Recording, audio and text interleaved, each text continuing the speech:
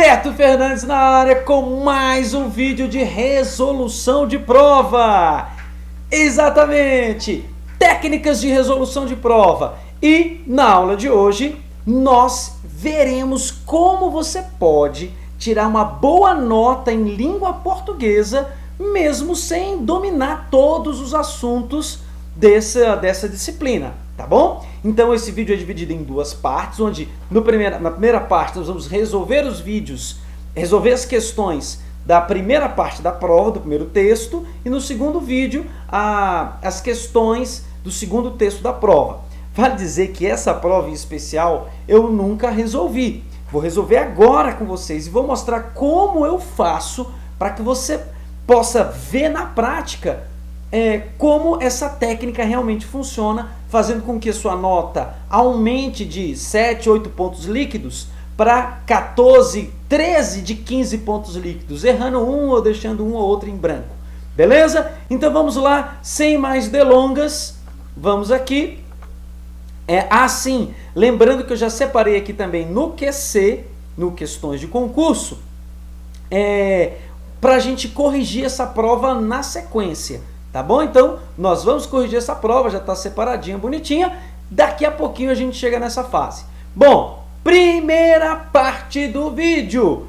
Primeira coisa, Beto, o que eu tenho que fazer mesmo para fazer uma boa prova de português? Ler o texto? Não, venha nos itens e dá uma passada neles para saber se você vai precisar, pelo menos, ler o texto para responder as alternativas. Olha a questão número 1, ó.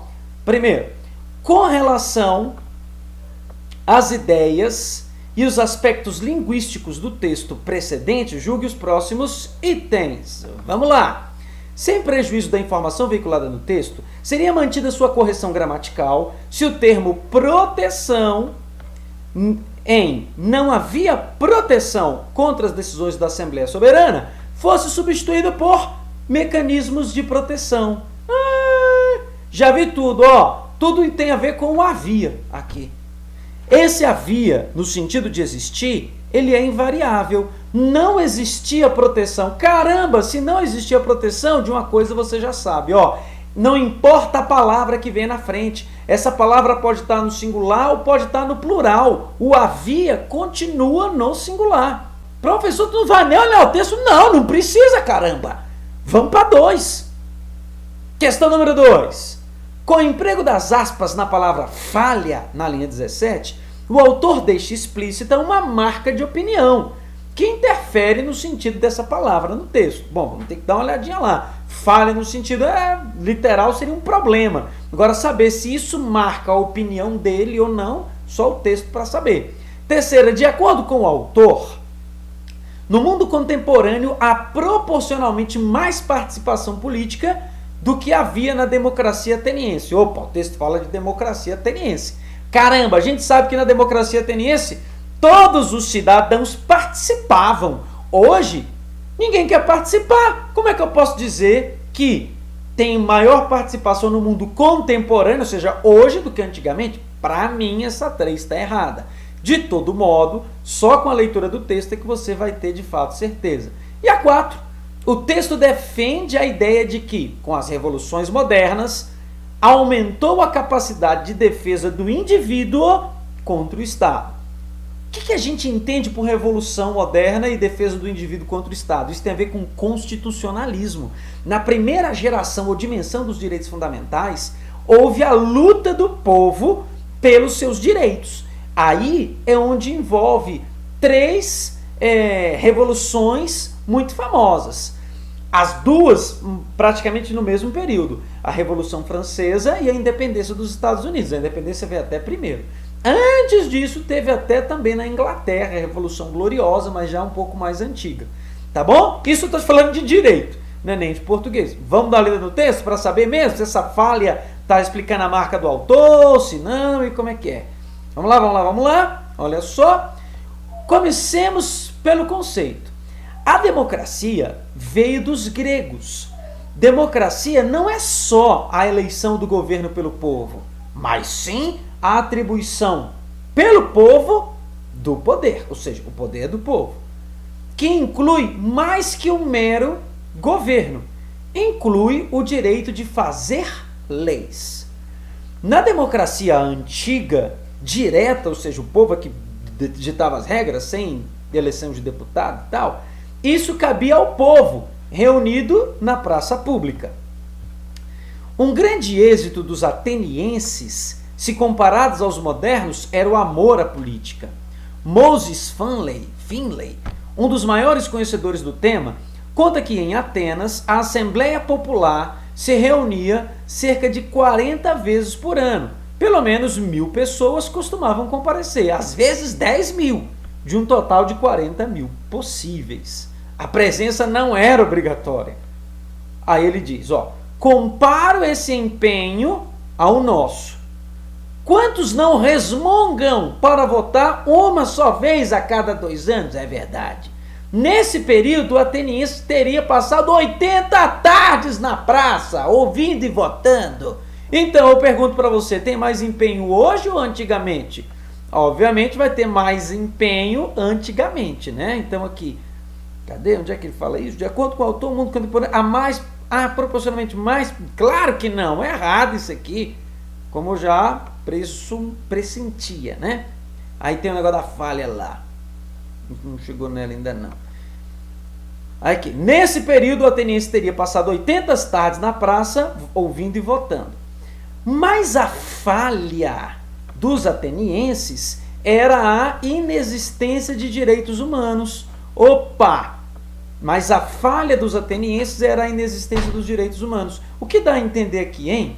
Que o autor está dizendo que os atenienses, apesar dessa democracia toda, tinham uma falha, que era a inexistência dos direitos humanos.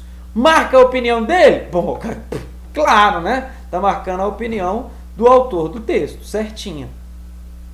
Olha 4. O texto defende a ideia de que as revoluções modernas aumentou a capacidade de defesa do indivíduo contra o Estado. E assim, na 5ª, o autor emprega recursos do tipo textual narrativo para explicar o funcionamento da democracia direta em Atenas. Vamos lá. Vamos continuar lendo o texto, tá? Só passei ali rapidinho para saber o que ele se tratava. Mas a falha dos atenienses era a inexistência dos direitos humanos. Não havia proteção contra as decisões da Assembleia Soberana. Ela podia decretar o banimento de quem quisesse, sem se justificar. Assim, Temístocles foi sentenciado ao ostracismo pelo mesmo povo que ele salvara dos persas. Quem salvou dos persas? Temístocles. Desde a Era Moderna, os direitos do homem, protegendo-o do Estado, se tornam cruciais. Aqui, Era Moderna, direitos do homem, protegendo o homem contra o Estado, protegendo do Estado. Estes são os grandes legados das 3 revoluções modernas, a inglesa, a americana e a francesa. Aquelas que eu estava falando para vocês, era basta, está falando de direito aqui. Somos protegidos não só dos desmandos do monarca absoluto, contra os quais o melhor antídoto seria a soberania popular, mas também da tirania do próprio povo e de seus eleitos. Então ele diz que essa democracia protege tanto contra o Estado quanto até o povo.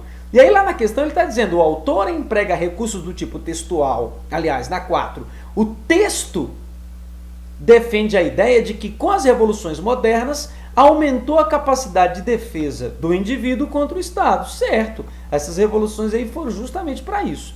Agora, o autor emprega recursos do tipo textual narrativo para explicar o funcionamento da democracia direta ateniense.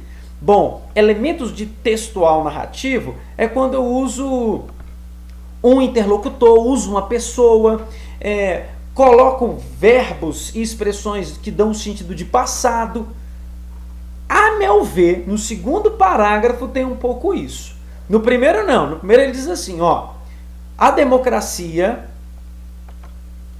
veio dos gregos. A democracia não é só a eleição, o governo do povo e tal, que inclui, mas como era o governo, inclui presente. Tem nada disso aí. Então, pelo primeiro parágrafo, não. O 2º, um grande êxito dos atenienses, se comparado aos modernos, era o amor à política. Aí ele vem, Moses Finlay, coloca o interlocutor. Um dos maiores conhecedores do tema, conta que em Atenas, a Assembleia Popular se reunia cerca de 40 vezes ao ano, pelo menos 1.000 pessoas costumavam comparecer às vezes 10 mil de um total de 40 mil possíveis. Compara esse empenho com o nosso. Para mim, esse trecho, sim, ele está explicando a democracia antiga por meio de uma tipologia textual narrativa. Então, 5 para mim, certa. E para fechar esse primeiro bloco, as formas pronominais em ele salvara e protegendo-o remetem ao mesmo referente, Temístocles. Assim, Temístocles foi sentenciado ao ostracismo pelo mesmo povo que ele salvara dos persas. Quem é que salvara dos persas? Temístocles, até que eu tinha achado, né?